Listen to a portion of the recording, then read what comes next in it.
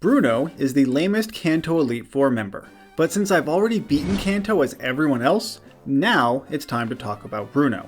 How could I have been defeated? I've modified this version of Fire Red to play as Bruno, where we slowly learn about his traumatic past. As a kid, I always thought his wristbands were handcuffs, so I imagined he was some sort of criminal or something. And now he is.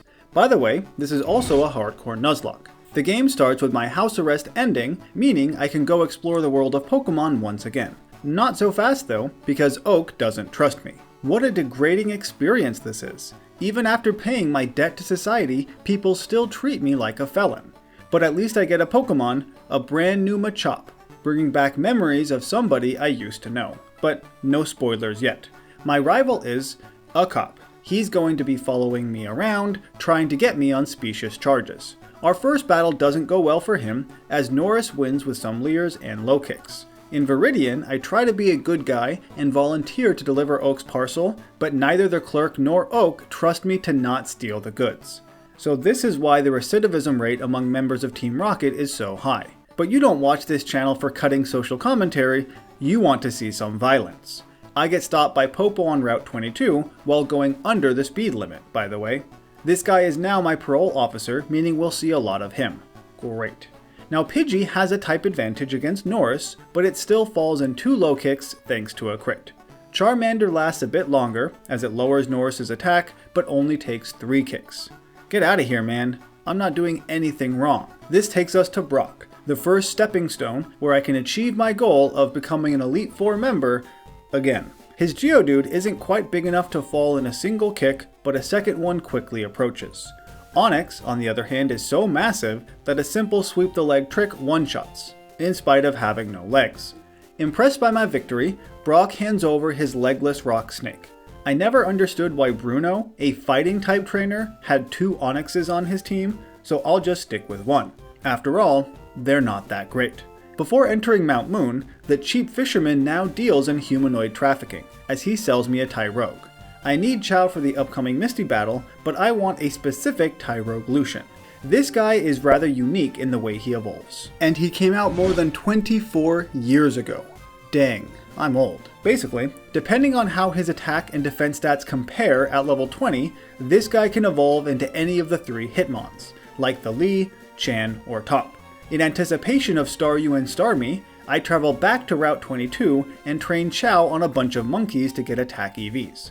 Once I'm confident his attack is high enough compared to his defense, we get through Mount Moon, where he eventually evolves into Hitmonlee, which is exactly the Hitmon I wanted, mon. Look at those stats. He's pretty solid for a level 21. Like almost everyone else, Misty remembers me not for the person I was before, but as a wanted criminal. And get over yourself, lady. I start with Chow, who's about to level up, and he brick breaks Staryu. For Starmie, he could win in 2 Mega Kicks, but if one misses, I would be screwed. Instead, Chow goes for Brick Break, which is a 3-hit KO. As long as we're not crit, he should be okay. Chow does have a Person Berry too, just in case, but in the end, he didn't need it, beating the second star with only 7 HP left. That was too close. And you're close to missing more awesome Pokemon content if you don't subscribe to the channel and hit the notification bell. While minding my own business, I am once again stopped and accused of criminal activity by this cop. No, I didn't steal anything, you jerk. Dwayne the Rock Snake makes his debut to throw some rocks at this bird, and at this fire salamander, and whatever the heck Abra is. And for good measure, this rat too. Well, alright then. I'm not gonna steal anyone's Pokemon. Would you just get over that already? Bill, being the activist that he is, acknowledges my wrongful conviction and gives me an all-inclusive cruise vacation. Nice! Which is ruined as the cop even follows me here on international waters. You don't have any jurisdiction, man. Dwayne once again rock throws Pidgeotto, but this time he has Dig for Charmeleon. Kadabra would be concerning if he didn't just try to disable. Last, I pivot to Chow to brick break his Raticate.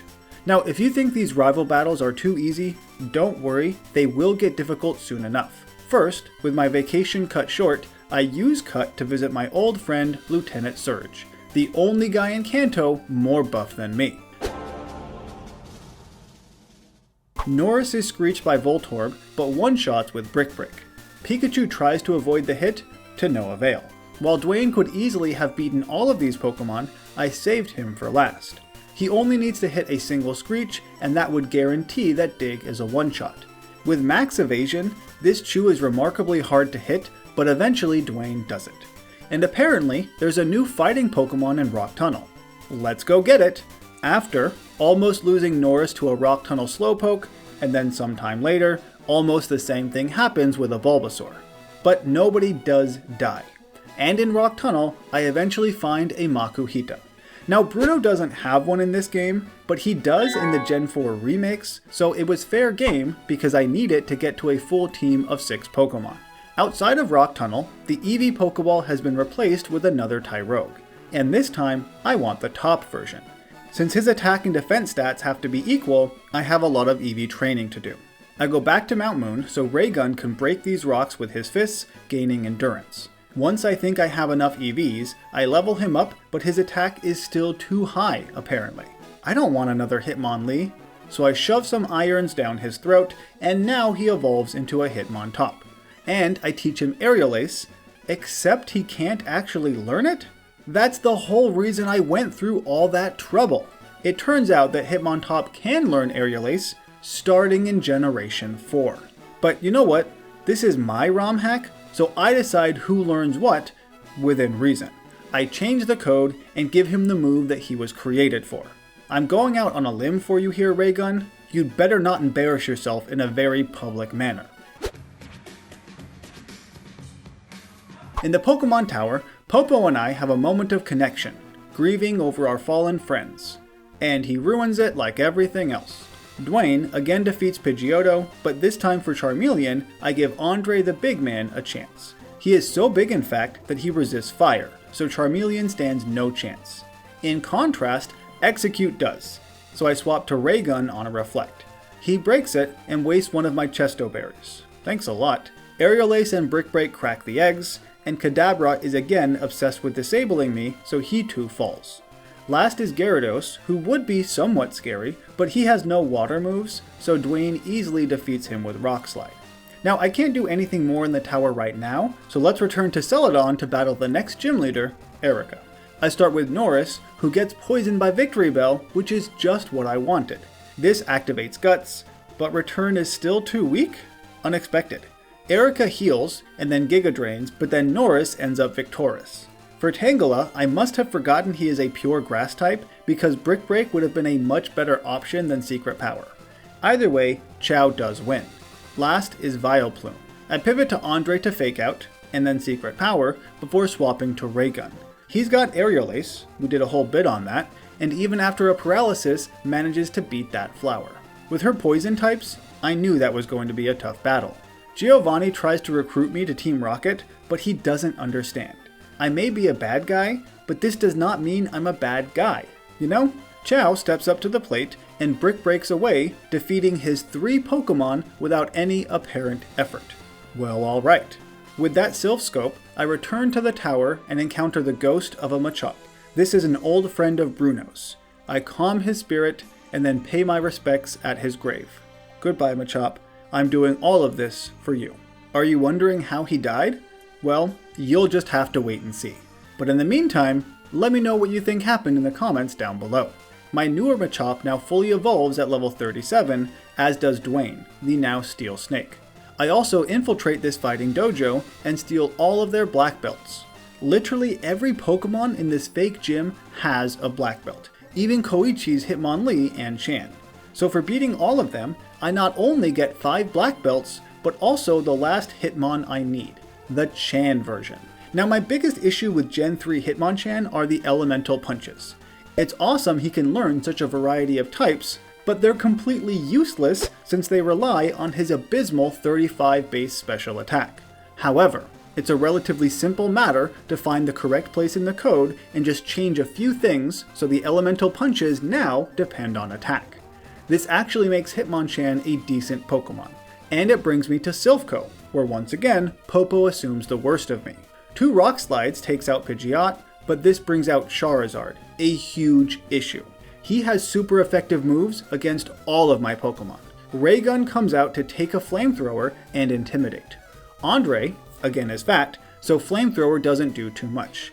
And between Fake Out and a secret power paralysis, Andre defeats Charizard. Execute tries to hypnosis the pre-poison Norris on the swap, and is instead returned. Alakazam uses Future Sight and then immediately falls. Dwayne comes out to deal some damage to Gyarados, but gets really low thanks to that previously seen hit, which doesn't have a type in this generation. That always throws me off. Either way, Ali stings this Gyarados like a thunder-punching bee.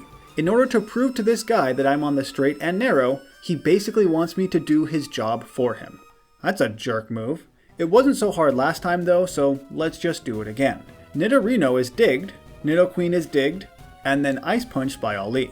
Kangaskhan is screeched, and slowly Rock Slid by Dwayne, as I pivot to Norris to low kick the final Rhyhorn. So that wasn't as easy as last time, thanks to Poison Pokemon, but still simple. Speaking of Poison, Koga is another gym leader who might be an issue, but I have a plan. I start with Andre to Belly Drum. This is the only time I plan on using this move. With maximum attack, Coughing, Muck, and Coughing all fall to Secret Power.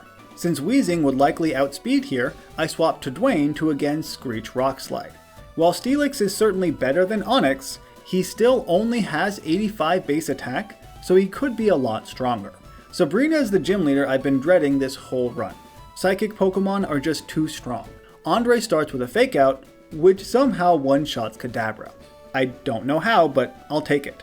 Instead of using Psybeam, which could kill Andre if it crit, Mr. Mime instead uses Calm Mind. Sabrina heals him, but Andre gets a crit, taking out her second Pokemon without even being hit. This is already going better than I expected. I take a risk to leave Andre in, and he is not crit by Psychic. I was actually hoping for a Future Sight though. After a heal, I swap to Dwayne, who resists Psychic, and Rock Slides for the knockout. Last is Sabrina's Bug, who is also Rock Slid. I had anticipated possibly needing a sacrifice there, but it went way better than I could have guessed. Jumping ahead to the Cinnabar Island for the Blaine battle, I obviously start with Andre. He may be intimidated, but Fake Out and Brick Break is still enough for this Fire Dog. The Fire Horse starts with a bounce, but that's fine. After a heal, it's knocked out. I expected another bounce here by Rapidash, but instead it uses Fire Blast. Thanks to Intimidate, Rapidash does survive that dig, and then bounces while Andre is underground. So for the second time in as many minutes, I risk Andre to a crit, and he barely makes it. For his Arcanine, I swap to Raygun to Intimidate, and use his own digs to beat Blaine. Finally, Giovanni again tries to recruit me, but that's not about to happen. Instead, Andre has Surf, and one-shots Rhyhorn. Dugtrio hits a pretty weak Earthquake, and survives the first hit, but not the second. Nidoqueen's Earthquake is only a little bit stronger, but she does survive the first two Surfs. Giovanni heals her, which proves to be pointless. Ali comes out to Ice Punch Nidoking, and I thought it would be a one-shot. It was not, but thankfully he survives another Earthquake. Though, after Poison Point damage, he's left at 2 HP. Another Ice Punch might knock out Rhyhorn, but I'd rather not risk it. Instead, Norris finishes the final gym leader with his very first move, Low Kick. I'm a big fan of this move, by the way, in case you couldn't tell. With all 8 badges, the road to rejoin the Elite Four is almost at an end. But as I'm working my way to Victory Road, guess who appears? The police again. They just can't leave me alone. Thanks to a Feather Dance and several misses, this takes a while, but Dwayne does eventually knock out Pidgeot. This brings out Gyarados, who now does have a water move, but Ali can take the hit and Thunder Punch right back. Alakazam Psychics Dwayne on the swap, and Future Sights, but is Iron-Tailed right away. Dwayne baits out a Flamethrower that Andre can tank, and I pivot immediately back to Dwayne for the Wing Attack Future Sight combo. Now Raygun comes out to intimidate the Zard, hits an Aerial Ace before swapping back to Andre. He misses the first Rock Tomb, but the second connects for the knockout. Rhyhorn is then surfed, and I swap to Ali again on a Stun Spore. Execute hits a Solar Beam, but it's nothing Ali can't handle, and he wraps it up with Fire Punch. Shouldn't I have proven my innocence at this point? What more do they need from me? Lorelei seems surprised I would be back here to retake my old position.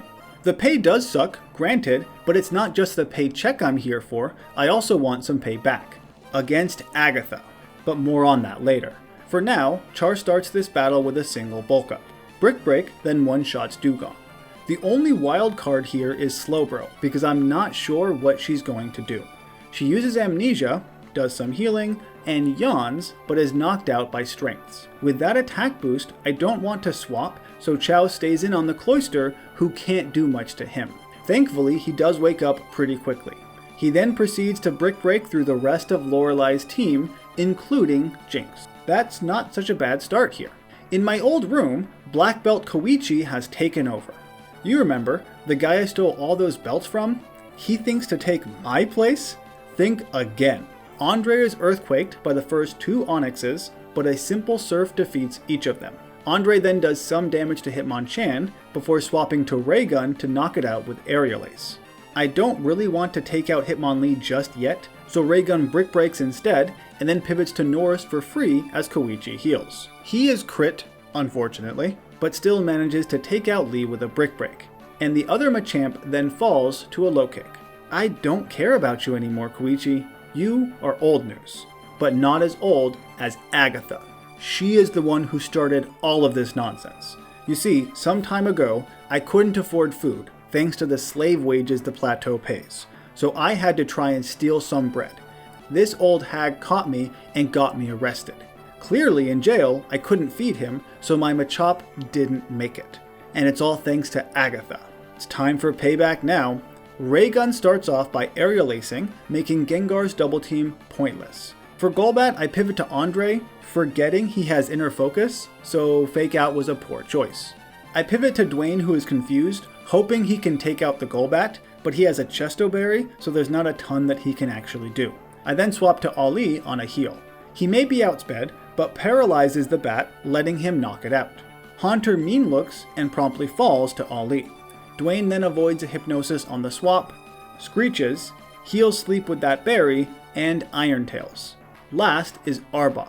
Dwayne doesn't have a ground move right now, so they trade Iron Tails back and forth, but the real Iron Tail is much stronger than the fake one.